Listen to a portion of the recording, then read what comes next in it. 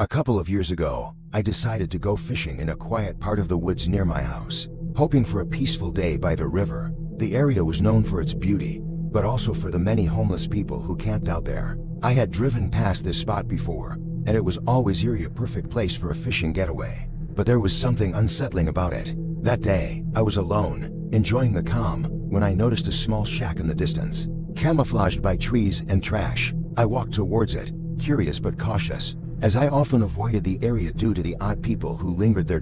As I approached, I saw an old fishing pole lying on the ground, tangled with a dirty hatchet resting against a log.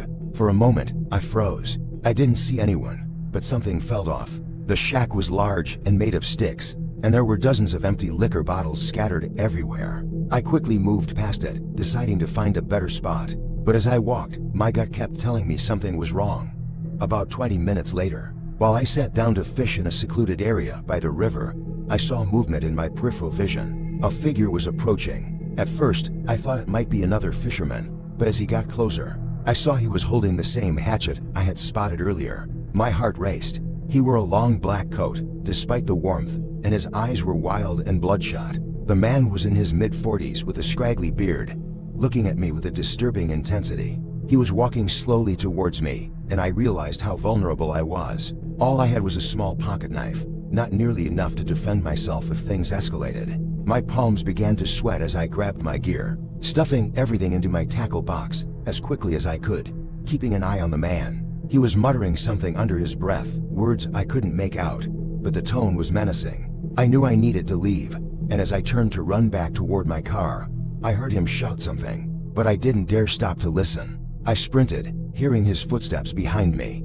My breath was shallow, and the adrenaline surged through my veins. The hairs on my neck stood up as I bolted through the trees, not looking back until I reached the main road. I didn't stop running until I reached my car and locked the doors, heart pounding in my chest. A few weeks later, I learned that a man had been found dead down that very road, stabbed in the chest at the shack where I had passed the fisherman. His body was discovered just hours after I left the area. I recognized the description of the man who had approached me that day. It was the same person. Apparently, he had been living in the shack, and I had unknowingly crossed paths with the killer. To this day, I don't go near that river or the woods. The memories of that day haunt me, and I'll never forget how close I came to being another victim. A few years ago, I decided to take a solo fishing trip at a secluded lake I had heard about through some friends. The place was known for being peaceful and quiet, perfect for a relaxing escape from the city. It was around 2 a.m.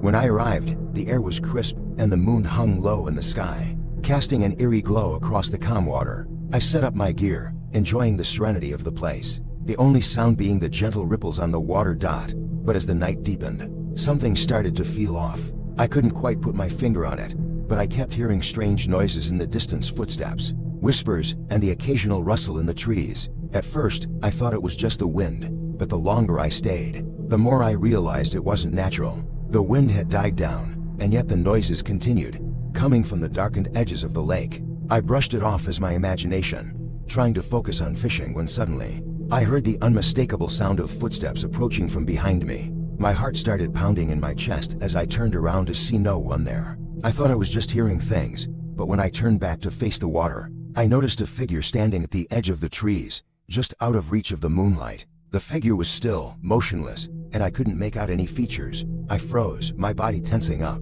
Then, I heard a voice, not loud, but clear enough to make my blood run cold. "I've been watching you." Panic surged through me, and I quickly gathered my things, trying to make it back to my car as quickly as possible. My hands were shaking so badly that I nearly dropped my tackle box. As I rushed through the dark, my heart raced with every step, and I could hear the sound of footsteps following behind me, getting closer with each passing second.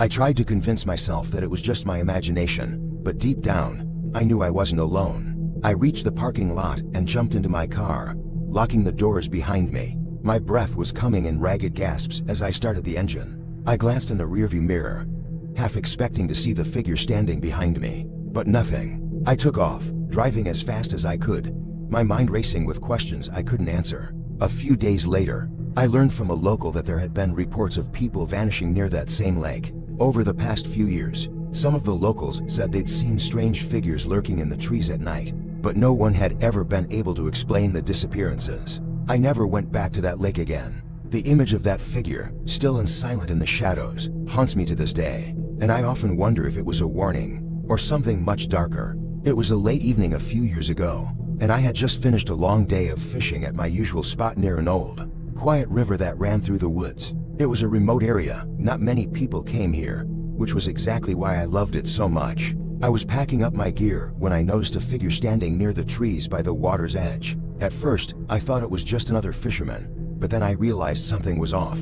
The figure didn't move, it just stood there, staring at me. I hesitated, trying to make sense of what I was seeing, but the figure didn't seem to notice me. It was too still, too silent. I was about to call out to them when a sudden chill ran down my spine. I instinctively grabbed my flashlight and shone it in their direction. As the beam hit them, the figure slowly turned around and began to walk toward me, but in a strange, jerky manner, like they were forcing themselves to move. I froze. Something about the way they moved made my heart race with panic. My mind was telling me to run, but I couldn't move. Then I saw the face, or rather, the lack of one. There was no face, just a smooth, featureless surface where a person's face should have been. I couldn't breathe. My entire body went numb. The only thing I could hear was the sound of my own heartbeat, thudding in my chest. The figure continued toward me, and I instinctively took a step back, my foot crunching loudly on the dry leaves underfoot. The sound broke the silence, and in response, the figure stopped. It tilted its head to the side,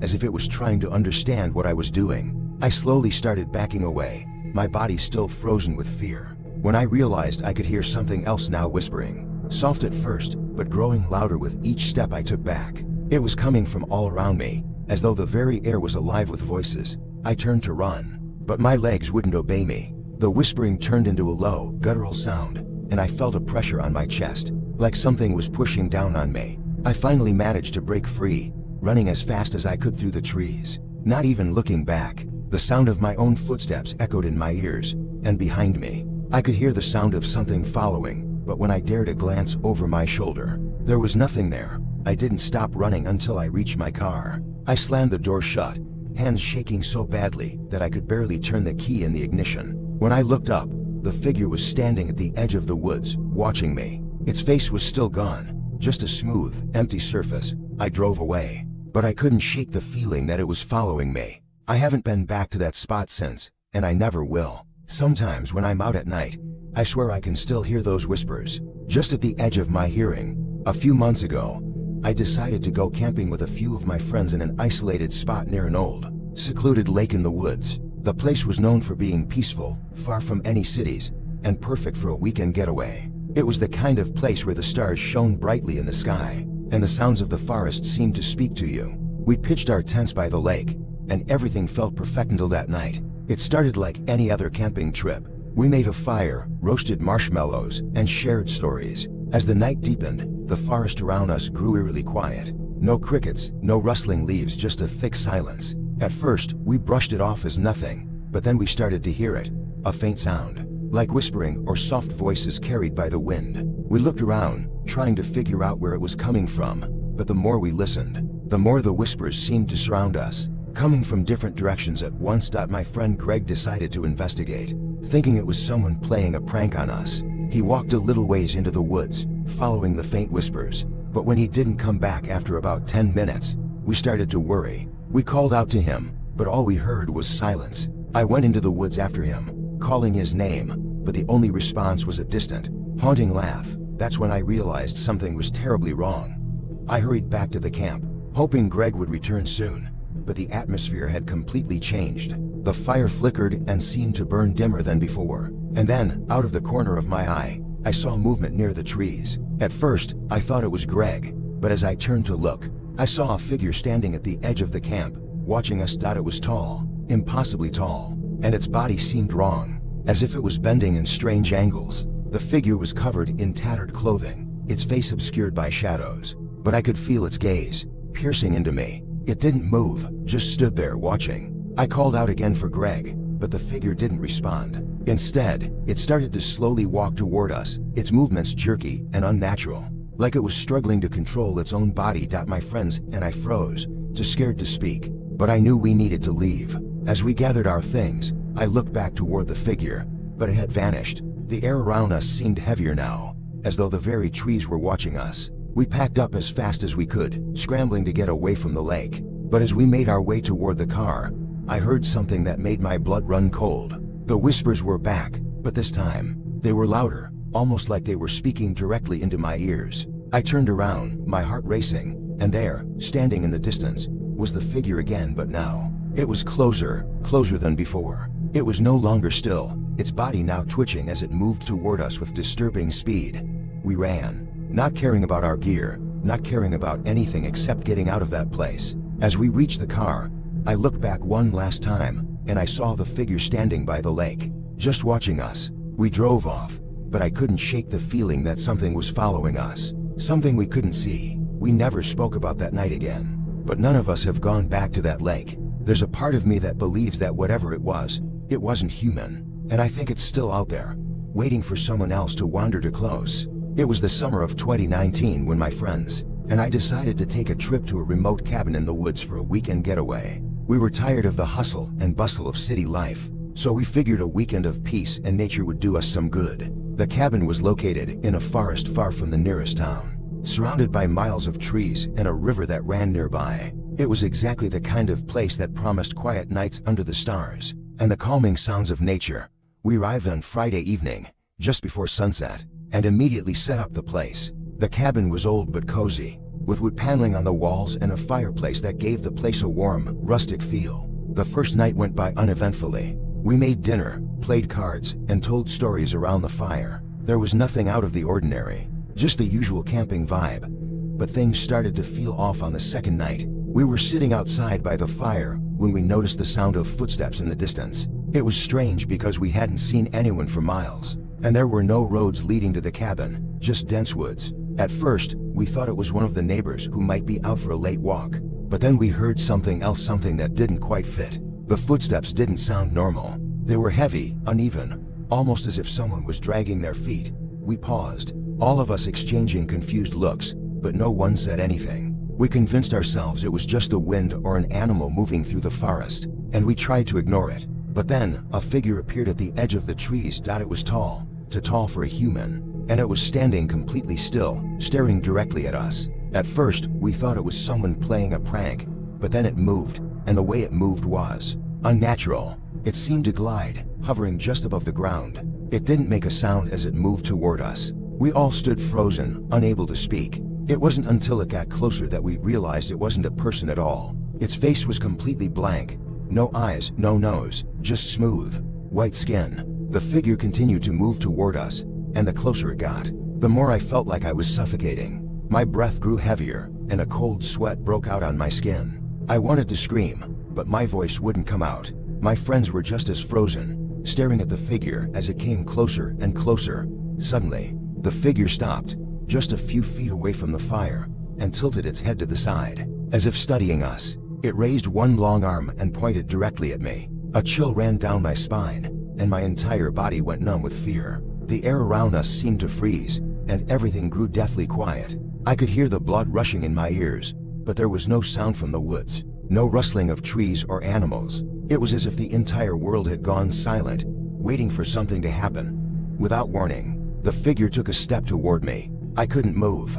My friends tried to run, but it was like they were stuck in place, unable to escape. The figure reached out, its hand now inches from my face, and I felt a cold, suffocating wave of dread wash over me. Just as it touched me, I felt like my body was being pulled into an abyss. In that instant, everything went dark. The next thing I remember is waking up in the cabin, alone, with no sign of my friends. I searched the entire place, calling their names, but there was nothing, no sign of them anywhere. The fire had burned out, and the night was completely still. It was as if time had stopped.